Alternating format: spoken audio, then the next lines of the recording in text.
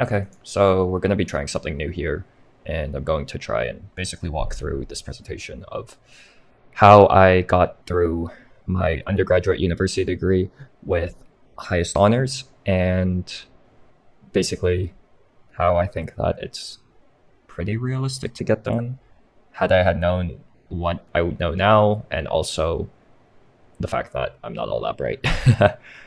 um, so yeah, here's how I got summa cum laude, which basically means I got highest honors from my school according to my GPA.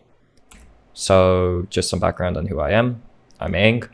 I was in my undergraduate degree from 2014 to 2018, studying kinesiology and health science from York University in Toronto, Canada.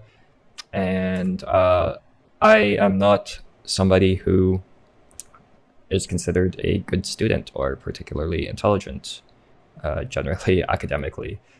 So I guess this is that whole like, if I can do it, you can do it too. But I mean, obviously, everybody's different, and I'll get to this in just a second. But you might even question whether or not this is something that you do want to do, um, or what you're giving up basically to achieve basically these kinds of honors.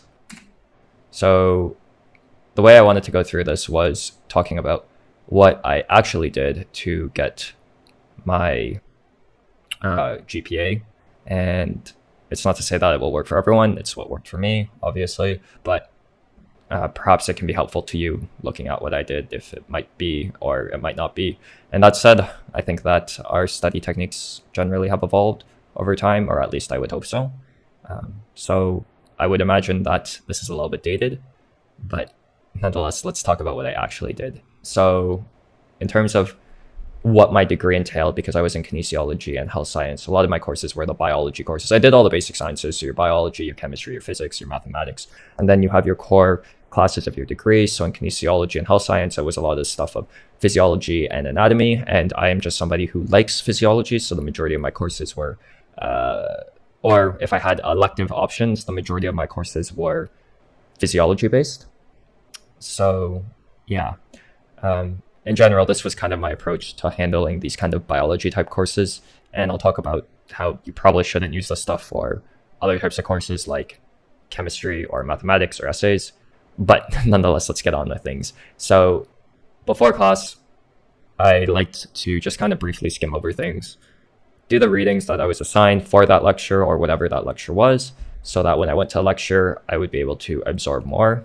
And then um, in addition to that, whatever the lecture material from the previous day's class. So if we had class Monday, Wednesday, Friday, I would read Monday's lecture again in the evening of Monday or on Tuesday, and basically would refresh things so that on the next day I would be comfortable with what was already established, and then I could build upon that and be following along with the lecture a lot better. And I'll speak about this in general, but a lot of studying for me in undergrad, I wouldn't say that I would, now that I'm looking back on myself, I was particularly efficient, but it speaks to this idea of spaced repetition, and you need repetitions to make things stick. And I would say that basically my approach to how I was doing things was that I would have a few repetitions of the material that would allow it to stick, so that I didn't have to cram all that much when it came to exams. And I did retain a decent amount because of the repetitions. So I think that's what helped me. And you'll see this as I go through the approach. So, like I said, basically do the readings that are assigned for a given class or a given lecture ahead of time, read up on the notes so that you're not going blind. At least skim it briefly. You don't have to understand it all, but just have some idea of what's going to happen in class, so you're not blindsided and just scrambling. Be comfortable with the previous day's material, and attend class, be engaged in class. And for me, I always took notes by hand because I didn't have a tablet that I could really write on reliably. But I would take notes by hand, or later on as years went on, I would be writing on the PowerPoint slides. I would print them out and then I would take notes on them. And in hindsight, that's probably what I should have done for all of my courses, because I think that's a more efficient way of doing things than trying to summarize the PowerPoint slide and then also kind of make sense of whatever's being said. I think just annotating over the PowerPoint slide was an active enough process for me, because I would be making notes actively, and not exactly transcribing, but just kind of actively making sense of it as I was writing in class. And it was a active part. And then afterwards, you take your in-class notes. Before the exam, I would usually do at least one clean note version. So basically, say you had an exam in October, I would take all the notes that I had from September to October, September being when school started, and I would make a kind of condensed, summarized version of the material up to that point. And basically, that would serve as kind of another repetition to help me learn things and remember things. And how I did it was basically this idea of like, oh, how can I understand this slide or this concept? Usually what I did was I would take a slide and I would think about it for maybe a couple seconds to a minute and just say, how can I say this in the least amount of words possible? Or I would limit myself to basically one line on a piece of paper to say, how can I summarize this? So theoretically, if you have 300 slides, you can get through 300 slides in 300 lines or something like that. And then you only have to know 300 lines. And again, when you're kind of thinking about how to condense things down, and then you write down that line without looking back at your notes. So basically you would look at the note, how do I summarize this? And then try and write it from memory. And that whole active process was really helpful, I found, in terms of retention. And in addition to all of this, for me in school, a lot of our core subjects, and I took a lot of core subjects, so a lot of the basic ones like biology and chemistry, and my core kinesiology classes had kind of group study sessions where we would kind of have a upperclassman go over the lecture material and give us practice questions. And that was another repetition that would help me reinforce that material. In addition to this, I would also do past tests. Basically, this was my approach to things. And as you can see, and I've talked about it a bit, you can see the repetitions and the active attempts to learn the material that helped me basically retain the knowledge so that I could regurgitate and also apply the knowledge that I was learning in class. And also the last thing was in terms of mindset, I don't know if it's a good thing, but it is the thing that basically got me to study a lot. It's that the default thing I should be doing is studying. So I basically have to consider any opportunities that happen or anything that distracts me and think, well, is this pulling me away from my default? Or if I'm not doing something, oh, I should be studying. I should be studying right now. I should be studying. And that kind of thing was just kind of circulating in the back of my head for like the 4 years that I was getting my degree. So this was my approach. And I guess to summarize quickly here, it's before the class, skim over the material that you need, be comfortable with the previous material so that you're not falling behind, attend the class, be engaged, make clean notes for the exam, and do past tests and practice questions. And also be studying whenever you can as your default activity. I don't have my notes with me because I've moved, but I have some photos, and these are probably not the best examples of my notes, but basically this is one of my cheat sheets for biochemistry that I did. And it's not representative of what I was doing in terms of making my clean notes, but just an example of putting in the effort, which helps lead to retention of things that you need to know for your exams. This is an example of organic chemistry, trying to summarize some of the organic chemistry reactions. And again, trying to do this from memory or just looking at it and then looking at my notes and then trying to write them out from memory as much as I can would help me retain things. And here is another example of a cheat sheet that I made for physiology. But again, this is not an example of a clean note, of clean test notes. It's more just something that was done so that I could fit everything on a single piece of paper because it does have a cheat sheet. But with that said, it is somewhat a good exercise to do. It's not the best exercise looking back on things because I think that there's more efficient ways to study, but it is a old school way of doing things. And I think that my approach did help me get in the repetitions and help with my retention of materials. So that was what I actually did. And here's what I wish I did, because I think that active learning is for the win in the sense that it can save so much time compared to what you're doing with writing out handwritten notes.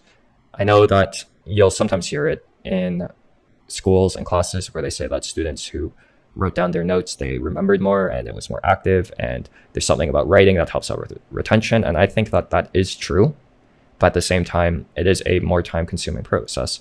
But at the same time, The most important thing is whether or not you can perform on the test. If I knew what I know now, then I would definitely be taking less handwritten study notes, and I would actually switch to creating practice questions on my computer using things like flashcard software, or I would do like an Excel sheet with questions and answers.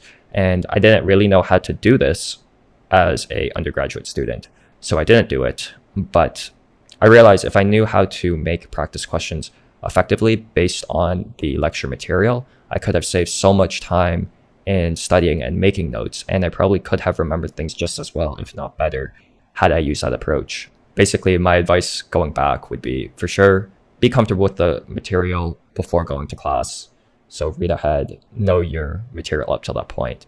Be actively engaged, because that helps out so that you don't have to go and try and decipher what happened in class later on, because you hopefully were engaged and were understanding what was happening already. And also, instead of making study notes the traditional way with writing notes by hand, probably go with making practice questions and flashcards, because I think that it's a more efficient way of doing things. And that leads me to that big point of, yeah, you can perform just as well and do other things, because I think that that is a very critical thing, especially when you're going to university, where at least in Canada, it's not expected, but I think it's more common than it's not to have a part-time job. And we're trying to get experience so that when we leave with our degree, we're qualified beyond just having a piece of paper, that we have experience. And particularly in my degree, for all of you kinesiology people, most of you guys want to do professional health training, whether that's physiotherapy, occupational therapy, or medical school, or dentistry. It's not enough just to have a high GPA. I know of several students, and I am one of these students, who did not get our first choice in terms of where we wanted to go afterwards graduating, because we spent all of our time working on that GPA, but somebody else who was able to study more efficiently, or was able to get the good grades and do other things to make their application better and just be better applicants and more qualified for their professional degree, got into these schools, and we did not. So I would strongly urge you to think holistically about your applications if you're going to be applying to a job, or if you're going to be applying to graduate school or professional school, because it's not just about GPA, and you will be outcompeted by somebody else who has a high GPA and a holistic application with lots of diverse experience. This is just my flashcard software, Anki. If you haven't heard about it, this is what my flashcard software looked like after writing a really big exam for medical school. And I think that you can use Anki for biology and physiology type courses very well in undergrad. Obviously, I wouldn't recommend using Anki for things like mathematics or writing essays in English. And that kind of leads me to this point here, which is cater your efforts to the nature of the course. So what I've explained basically is how to study for a lot of courses that require physiology understanding or biology understanding. And maybe this would apply to things like history, where you might have to memorize a lot of facts. But I think that this kind of approach is not great, obviously, for something like mathematics or physics, where you have to solve problems, or an English essay, right, where you have to do writing. So don't write essays for math, and don't use flashcards for English essays. And here's one of these attitude points where basically, so this is more of an attitude thing, where there's kind of 2 points here, where passion is contagious, in the sense that I was able to feel engaged in a lot of courses where I might not have been otherwise. And this was my experience in high school, because the instructor wasn't all that interested in teaching, or that interested in the material that they were teaching. But in university, a lot of your professors have PhDs in the subject that they're teaching, meaning that in order for them to have gotten that degree, they had to be quite passionate about the field that they were interested in generally, because it's a lot of work to get a PhD. And so if you can just engage with that love for the subject matter, it can be a much more enjoyable process to engage with what you're learning. And the other thing is, convince yourself of how lucky you are. One, because you're being taught by people who are extremely educated in the material that they're teaching, in the sense that, again, it takes a lot of work to get a PhD, and also convince yourself that you're learning things that much of the world doesn't get to. And you have this opportunity to better yourself, not just for a job, but how fortunate you are to be able to educate yourself and just enjoying the process of being in university. So this is also another attitude point, which is spend time learning instead of feeling like you're doing good work. I think this is something I'm guilty of because, again, my default situation was to be studying. I needed to always be studying and actively be doing that. And I think that approach, while it worked for me in terms of getting grades, wasn't great for me overall in terms of being a holistic applicant. And what I'm saying here is spend time actually learning and doing things that are making you learn the material better instead of just sitting at the desk for X number of hours and then saying that, oh, you feel good because you put in the effort of studying, right? So you might spend 8 hours learning the same material as a guy who's more efficient doing it in 2 hours. You should want to be that guy who could learn that material in 2 hours because that other guy is able to live life more than you or do more things with his life than you. So don't feel good that you're spending so much time studying. Feel good that you're spending your time learning. And lastly, on the slide, be willing to accept that there is something you could be doing better, not just doing more studying. And what I mean by that is basically you might not do well on the test and you might think, oh, I just need to study more. I need to put in more effort. But recognize that you could be doing something better, be more efficient than just be putting in more time. Because I think that if you're putting in a decent amount of time, yeah, if you put in no time, then maybe you just need to put in more hours. But a lot of times you need to be thinking, okay, I put in a decent amount of hours and I still want to do better. How can I do this more efficiently? How can I get more done in less time? You kind of want to be engineering solutions to your problem as opposed to just putting in more brute force to solving it. So here's my conclusion slide. And this goes out to all of my kinesiology folks, where we know that we all want to go to the gym and we all want to be healthy and you need reps to get stronger. And that said, it's not just about the reps, it's about having high quality reps. And you want to focus on having good reps and not just quantity of reps. Of course, you want to be consistent and have a schedule, but at the same time, what separates people in the long run of things is not just how much effort they're putting in and how often they're going into the gym, but it's how efficient and how effective are they working out. And I think that this approach to working out your study muscle and your study abilities, just like going to the gym and getting stronger physically, it's kind of a good analogy. And that's probably where I'll leave things at today. But thanks for watching. Feel free to comment and tell me what your thoughts are, because you might think I'm totally wrong, or I'm totally right, or something in between. And I just like to hear what you guys have to say. But thanks for watching.